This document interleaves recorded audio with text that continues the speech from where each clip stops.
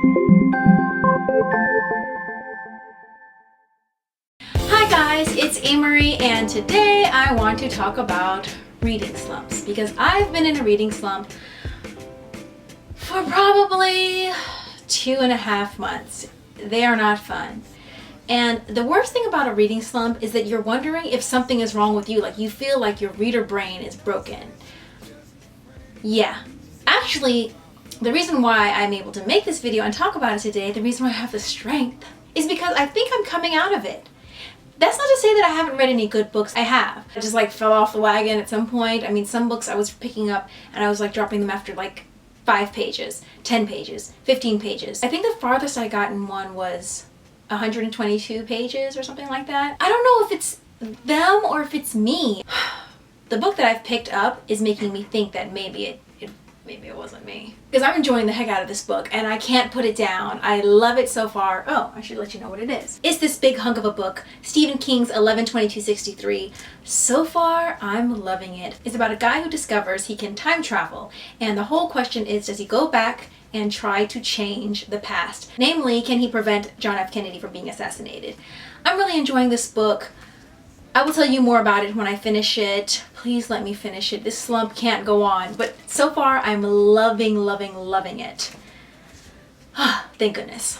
Anyway, so you go through these periods where you're thinking that it's maybe you, maybe something's wrong, you're just not finding joy in reading anymore, and it really sucks. Then I always kind of go back to that whole thing where I'm like, I wish I could just read a book like a reader and not a writer. Sometimes, I go in, I can see the story, but I can also see the wires, and I can see the levers and the lighting and all that stuff. I can see what's happening. I love prose, story structure. Sometimes I wish I could just go back to reading without knowing any of those things, without noticing anything. When you're going through a reading slump, it's very easy to just complain about your reading slump, but I'm not going to do that to you guys. I wanted to come up with some ideas on how to get out of the slump. Number one, sometimes it's best to just walk away. Walk away from the book.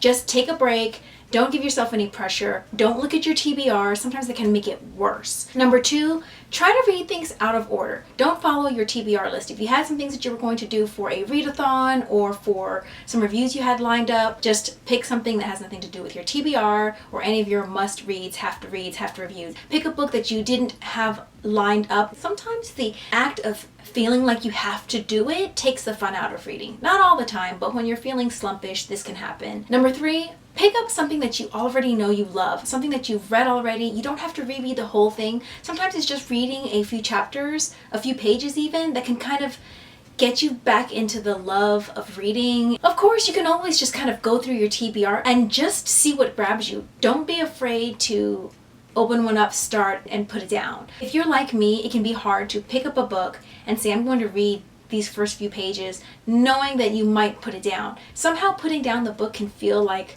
a failure, but if you just say you're gonna go in there, I have a pile of books and I can pick what I want and I can just read as far as I want, and if something grabs me, I'll keep reading, and if it doesn't, I'll put it down. I won't even count it as a DNF.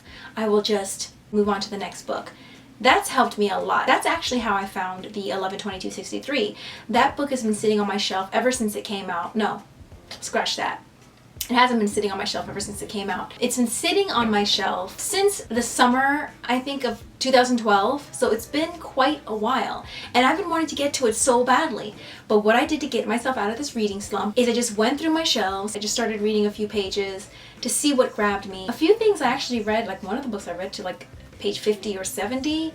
And another book I read to about 100, 120. And then I picked this up and now I'm on page 70. So we're kind of still, it's early days right now. It's early days. But I'm loving it, and there was no pressure when I picked up the book. It's important to just take the pressure off, to remember why we love to read. Don't let it be about the reviews or even just your own to-do list. Even if you weren't going to do a review on the book, sometimes just feeling like you're supposed to be reading that takes the joy out of it. So if you're not having a reading slump, more power to you. Yay!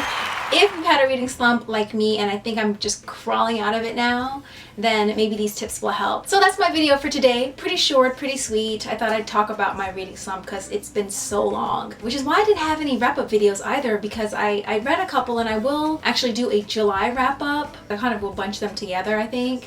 But yeah, I was just feeling lost. I felt like I was in limbo. It was a very weird feeling. Like when your reader brain isn't working, that is just like the worst feeling ever. If you have any suggestions about getting out of a reading slump, if you have any books that you go to get you out, oh, Harry Potter, I tried that. That always works for me too. A childhood favorite always works. Although I didn't read Harry Potter as a child. I read the Narnia books as a child and I want to reread those, but that's a whole other video. So yeah, if you have any suggestions for anyone who's having a reading slump, make sure you put them in the comments below, and don't forget to like the video if you liked it. Don't forget to subscribe if you haven't already subscribed, and I will see you guys later. Bye! That book has been sitting on my shelf ever since it came out. No, scratch that. It hasn't been sitting on my shelf ever since it came out. It's been sitting on my maybe because it was mad at me, it had attitude.